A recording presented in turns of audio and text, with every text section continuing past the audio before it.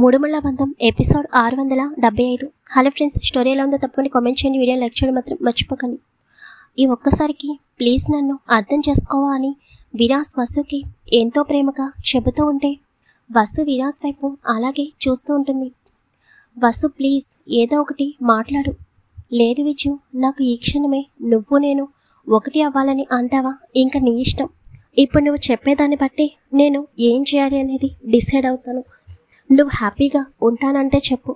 ఈ క్షణమే నువ్వు నేను ఒకటవ్వడానికి నేను సిద్ధంగా ఉన్నాను, సరేనా అని వసు నుదుటన చిన్నగా ముద్దు పెట్టుకోగానే వసు మాత్రం అప్పటికే తన కళ్ళల్లో కన్నీళ్లు చేరుతాయి. కానీ షవర్ నుండి వాటర్ పడటం వలన అవి విరాస్ కంటికి కనిపించవు. వెంటనే వసు విరాస్ని గట్టిగా హక్ చేసుకుని ఐఎమ్ సారీ విచ్చు, నిజంగానే నాకు మైండ్ అంతా ఏదో పిచ్చి పిచ్చిగా ఉంది. సంథింగ్ ఏదో కావాలి అన్నట్టు మైండ్ అంతా అటువైపే పరుగులు పెడుతుంది. అందుకే నిన్ను అలా అడుగుతున్నాను తప్ప నువ్వు ఇంతలా చెప్పిన తర్వాత కూడా నిన్ను ఎలా ఫోర్స్ చేస్తానని అనుకున్నావు? నువ్వు అనుకున్నట్టు కానీ నీకు నాకు పెళ్ళైన తర్వాత మన ఫస్ట్ నైట్ అనేది చాలా మెమొరబుల్ డేగా మార్చుకుందాం. ఇప్పుడు నేను నా ఫీలింగ్స్ని కంట్రోల్ చేసుకోవడానికి ప్రయత్నిస్తాను విచ్చు. ప్లీజ్ నిన్ను బాధ పెట్టినందుకు ఐఎమ్ రియల్లీ సారీ అని అంటుంటే విరాస్ వసు నోటిపైన చేతిని వేసి ఇంతలా నన్ను అర్థం చేసుకున్నందుకు థ్యాంక్ యూ వెరీ మచ్ రా. నాకు తెలుసు ఆ డ్రింక్ పవర్ ఎలా ఉంటుందో. నీకు ఎక్కువ ఇంటిమేషన్ ఫీలింగ్స్ కలుగుతున్నాయని కూడా నాకు తెలుసు. అందుకే నువ్వు ఇలా నన్ను ఫోర్స్ చేస్తున్నావని తెలుసురా. నేను నిన్ను ఎప్పుడు తప్పుగా అనుకోను అని నెమ్మదిగా వసు పెదవులని అందుకుంటాడు విరాస్. వసుకి వచ్చే ఫీలింగ్స్ని కంట్రోల్ చేయాలని విరాస్ నెమ్మదిగా వసుని ముద్దు పెట్టుకుంటూ తన చేతిని వసు నడుము దగ్గరికి పోనిచ్చి చిన్నగా ప్రెస్ చేస్తూ ఉంటే వసు విరాస్ కాలర్ని గట్టిగా పట్టుకుని తనకొచ్చే ఫీలింగ్స్ని కంట్రోల్ చేసుకుంటూ ఉంటుంది. ఎప్పటికో వసు కొంచెం నార్మల్ అయ్యింది అని తెలిసిన తర్వాత విరాస్ వసు వైపు చూస్తూ ఇప్పటికైనా పడుకుంటావా అని అడగగానే వసు అలాగే అని అటు ఇటు తల ఊపుతుంది. పద చూడు ఎలా తడిచిపోయావో, ఇప్పుడు మళ్ళీ డ్రెస్ చేంజ్ చేసుకోవాలి అని విరాస్ వసుని రూమ్లోకి తీసుకువచ్చి ఇక్కడే ఉండు, లాస్ట్ టైం నీ సారీ ఇక్కడే ఉంది, అది కట్టుకుందో కానీ అని చెప్పి విరాస్ కబోర్డ్ ఓపెన్ చేసి వసుకి సారీ ఇస్తుంటే వసు ఇప్పుడు దీన్ని ఎలా కట్టుకోవాలి అని కొంచెం మత్తుగా అంటుంది. అబ్బాయి ఇప్పుడు ఈ సారీ కూడా నేనే కట్టాలా? మార్నింగ్ లేచిన తర్వాత చెప్తా నీ పని రాక్షసి అని విరాస్ మనసులో అనుకుంటూ సరే కనీసం ఈ బ్లౌజ్ పెట్టికోట్ అయినా వేసుకోవచ్చు. మార్నింగ్ డ్రెస్ చేంజ్ చేసినందుకు ఎంత రచ్చ చేసావో. ఇప్పుడు నేను ఆ రిస్క్ అస్సలు తీసుకోవాలని అనుకోవడం లేదు. నువ్వు చేంజ్ చేసుకో, నేను కూడా డ్రెస్ చేంజ్ చేసుకుని వస్తానని చెప్పి విరాసు తన డ్రెస్ తీసుకుని వేరొక రూమ్లోకి వెళ్ళి డ్రెస్ చేంజ్ చేసుకుంటాడు. వసుకి ఇంకా మత్తు సరిగ్గా దిగకపోవడం వలన అలాగే నెమ్మదిగా బ్లౌజ్ పెట్టికోట్ వేసుకుని బెడ్ పైన కూర్చుని ఉంటుంది. విరాస్ వచ్చిన తర్వాత వసు వైపు చూసి నీకు రేపటి నుండి ఈ తిప్పలు తప్పు విరాస్. ప్రేమించి మరి పెళ్లి చేసుకుంటున్నావుగా ఈ రాక్షసిని, ఇంకా అనుభవించు. ప్రతిరోజు ఏదో ఒక రూపంలో నీకు టార్చర్ చూపిస్తూనే ఉంటుంది నీ అమాయకపు మరదలు అని విరాస్ చిన్నగా నవ్వుకుంటూ సారీ తీసుకుని వసు దగ్గరికి వెళ్ళి వసు అని పిలుస్తాడు. వసు బెడ్ పై నుండి లేచి నుంచోగానే ఇలారా ఇటు వచ్చి నుంచో, సారీ కట్టిన తర్వాత పడుకుందో కానీ అని చెప్పగానే నీకు సారీ కట్టడం వచ్చా విజ్జు అని వసు ముద్దు ముద్దుగా అడుగుతుంటే తప్పదిగా నేర్చుకోవాల్సి వచ్చింది అని విరాస్ అనుకుంటూ ఒకసారి వసు వైపు చూసి వామ్మో ఈ రాక్షసి ఇలా ఉంటే మళ్ళీ నాకు లేనిపోని ఫీలింగ్స్ కలుగుతాయి. లేదు విరాస్, నిన్ను నువ్వు పూర్తిగా కంట్రోల్లోకి తెచ్చుకో అని విరాస్ ఒక క్షణం గట్టిగా కళ్ళు మూసుకుని తనని తాను కంట్రోల్ చేసుకుని తర్వాత కళ్ళు తెరిచి వసు వైపు చూస్తూ స్పీడ్గా వసుకి సారీ కడుతూ ఉంటే విరాస్ మునివేళ్ళు వసు నడుముకి తగులుతుంటే వసు అటు ఇటు కదులుతూ విజ్జు గిలిగింతలు కలుగుతున్నాయని నవ్వుతూ అంటుంది. నీకు అలా ఉంది, నాకైతే చుక్కలు కనిపిస్తున్నాయి. నా బాధ ఎవడికి చెప్పుకోవాలి అని విరాస్ మనసులో అనుకుంటూ వసుకి సారీ కట్టి నెమ్మదిగా వసుని బెడ్ పైన పడుకోబెట్టి తను కూడా వసు పక్కన చేరి వసుని జోకొడుతూ ఉంటాడు. అమ్మయ్య, పెద్ద తుఫాను వెలిచినట్టు అనిపిస్తుంది ఇప్పుడు అని అనుకుని వసు వైపు చూస్తూ ఉంటాడు విరాస్. వసు విరాస్ గుండెలపై పడుకుని కొంత సమయం తర్వాత నెమ్మదిగా నిద్రలోకి జారుకుంటుంది. వసు పడుకున్న తర్వాత విరాస్ ఊపిరి పీల్చుకుని అమ్మయ్య, ఎంత టార్చర్ చేసింది రాక్షసి, చివరికి ఇప్పుడు ప్రశాంతంగా పడుకుంది అని అనుకుంటూ వసు వైపు చూస్తూ ఉంటాడు.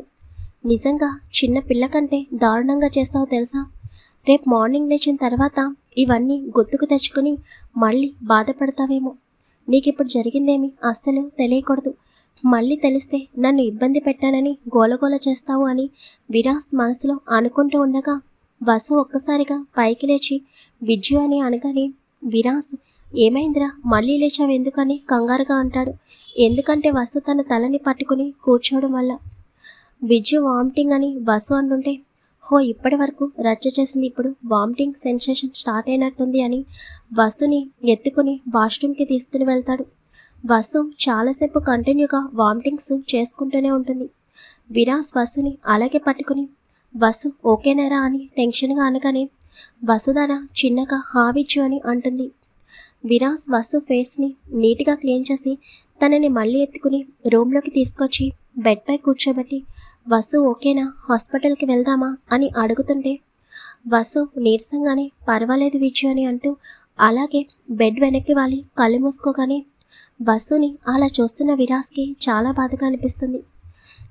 ఆ టైంలో నేను కూడా కిచెన్లోకి రావాల్సింది అని వసు వైపు చూస్తూ నేను ఇప్పుడే వస్తానురా ఇలాగే ఉండు అని చెప్పి కిచెన్లోకి వెళ్ళి లెమన్ వాటర్ తీసుకువచ్చి వసుని నెమ్మదిగా తన గుండెలపై పడుకోబెట్టుకుని లెమన్ వాటర్ తాగిస్తూ ఉంటాడు.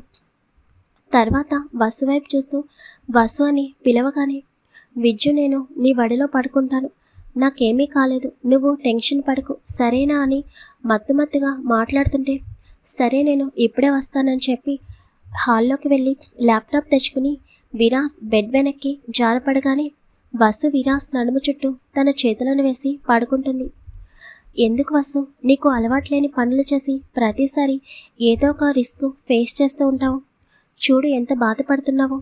నువ్వు నన్ను ఎంత చిరాకు చేసినా పర్వాలేదు కానీ ప్లీజ్ రా, నీ హెల్త్ బాగోకపోతే నా మైండ్ ఏమీ పనిచేయదు.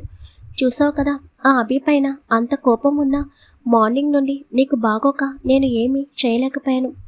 నా స్ట్రెంగ్త్ వీక్నెస్ అన్నీ నువ్వేరా. నువ్వు బాగుంటేనే నేను హ్యాపీగా ఉంటాను అని మనసులో అనుకుని ఇంకా వసు పడుకుంది అని కన్ఫర్మ్ చేసుకుని తన ల్యాప్టాప్ తీసుకుని యుఎస్లో ఉన్న తన కంపెనీ సీఈఓకి కాల్ చేస్తాడు విరాస్.